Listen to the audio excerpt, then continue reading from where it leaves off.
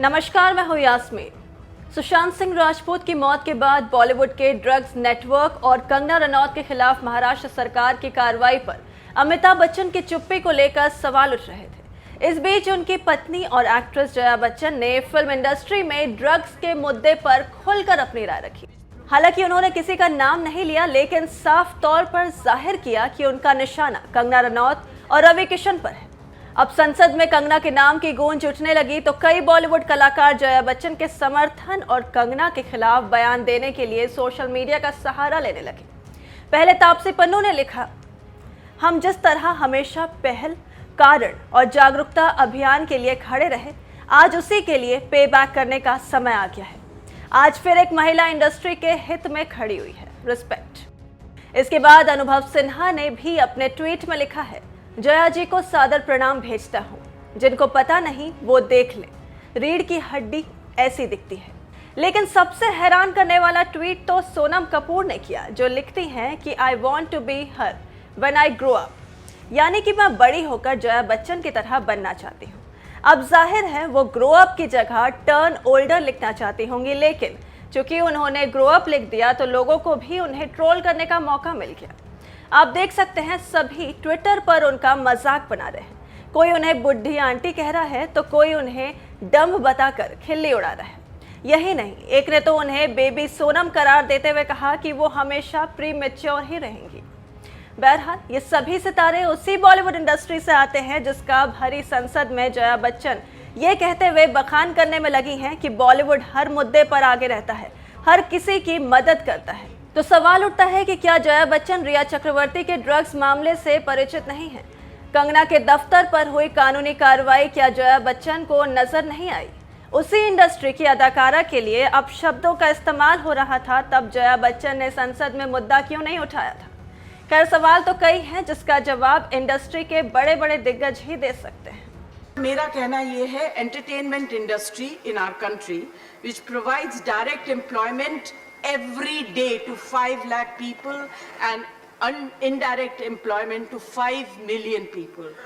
At a time when the financial situation is in a depressing state and employment is at the worst level, in order to divert the attention of the people, we are being used to be flogged by the social media and the government's non-support. Sir, people who have made their name in this film industry have called it a gutter. I completely disagree and I really disassociate, and I hope the government tells these people who have made their earning, name and fame in this industry to stop using such language. There are people in the entertainment industry who are some of the highest taxpayers. They are still being harassed. All kinds of promises are being made to entertainment industry but never ever kept.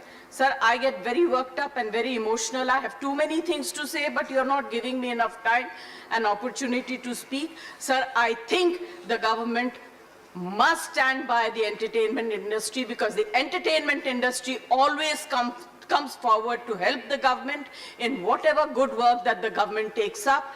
They come and speak for them. They support them. If there is a national calamity, they come forward, they give money, they give their services. I think that it is very, very important that the government must support this industry and not kill it just because there are few people.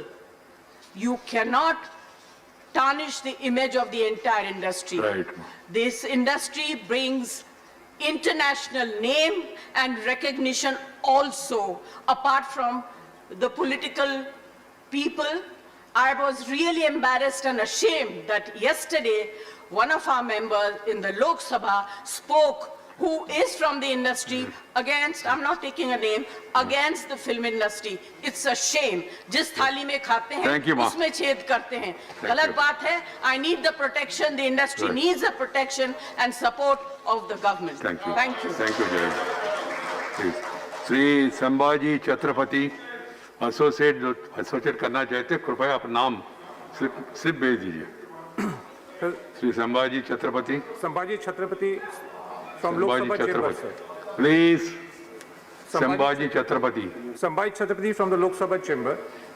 Lok Sabha Chamber. Sambhaji Chhatrapati. With your please. consent and permission, sir, I am speaking in Marathi. Yeah, आदरणीय मराठी. अध्यक्ष महोदय, आज मी एक महत्त्वपूर्ण विषयावर सभागृहाचे लक्ष please, please. वेधू इच्छितो. मराठा आरक्षणाविषयी सर्वोच्च न्यायालयात सुरू असलेल्या याचिकेवर न्यायालयाने निर्णय देताना मराठा समाजाच्या आरक्षणाला स्थगिती देत हा खटला 5 न्यायाधीशांच्या घटनापीठापुढे हस्तांतरित केला आहे. या निर्णयामुळे मराठा समाज प्रचंड मोठ्या प्रमाणात नुकसान झाले. गतवर्षी मिळालेल्या आरक्षणाच्या आधारे विविध ठिकाणी समाजातील अनेकांच्या नियुक्त्या, शैक्षणिक प्रवेश मिळाले होते. या सर्व प्रश्नचिन्ह निर्माण झाले असून त्यांचे भविष्य धोक्यात आले. छत्रपती शिवाजी महाराजांनी सर्व जाती धर्माच्या लोकांना एकत्र करून अन्यायाविरुद्ध लढा उभारला. भूमिपुत्रांनी न्याय मिळवून देण्यासाठी स्वराज्य निर्माण केले. शिवछत्रपतींचे वंशज राजर्षी छत्रपती शाहू महाराजांनी आपल्या राज्यात मागासलेल्या बहुजन समाजासाठी 50% आरक्षण देण्याचा ऐतिहासिक निर्णय घेतला होता. यामध्ये मराठा समाजाचा सुद्धा समावेश होता. हे अतिशय महत्त्वाचं आहे. पुढे डॉक्टर बाबासाहेब आंबेडकर यांनी राजर्षी शाहू महाराजांच्या आरक्षणाची संकल्पना संविधानात आणली. डॉक्टर बाबासाहेब आंबेडकरांनी सुद्धा मराठा समाजाला आरक्षणाचा लाभ मिळावा अशी भूमिका ठेवली होती. कारण बहुतांश मराठा समाज सामाजिक व आर्थिकदृष्ट्या मागासलेला होता. आज ही मराठा समाजाची परिस्थिती काही बदल झालेली नाहीये. किंबहुना आरक्षणाची अभाव अधिकच बिघडलेली आहे. Right. Just a minute sir. Maratha समाजाचं आरक्षण फार मोठ्या त्यागातून व संघर्षातून मिळालेलं आहे. याविषयी ज्या काही अभ्यास समित्या नेमल्या होत्या त्या सर्वच अभिप्राय मराठा समाजाला आरक्षणाची गरज आहे हे सांगणारे होते. तरी मराठा समाजाला सर्वार्थाने आरक्षण Right, मिळत संभाजी. नाही हे दुर्दैव म्हणाले. Just one line. तामिळनाडू सरकारने 50% आरक्षणाची मर्यादा ओलांडून 69% केली आहे. गेले 26 वर्ष हा कायदा तिथे अंमलात आहे. या धर्तीवर महाराष्ट्रात सुद्धा आरक्षणाचा कायदा करावा, Right. मराठा समाजाला न्याय मिळवून द्यावा ही विनंती करू इच्छितो. धन्यवाद. Sri Rajiv Satov. Rajiv Satov. Rajya Sabha gallery. Please. Thank you speaker साहब. सर, जो बात पूरे महाराष्ट्र में भी चर्चा की है, जिसमें मराठा समाज को बड़े संघर्ष के बाद आरक्षण मिला था और जो सर्वोच्च न्यायालय का अभी का जो डिसीजन आया है उसमें ये आरक्षण खतरे में आया है, ऐसी सबके सामने स्थिति है. और इसीलिए आने वाले समय में सर्वोच्च न्यायालय के लार्जर बेंच की तरफ ये मामला हियरिंग के लिए है. ठीक. और जो सर अभी सुप्रीम कोर्ट में हियरिंग हुई थी उसमें केंद्र सरकार ने अपनी बात नहीं रखी थी.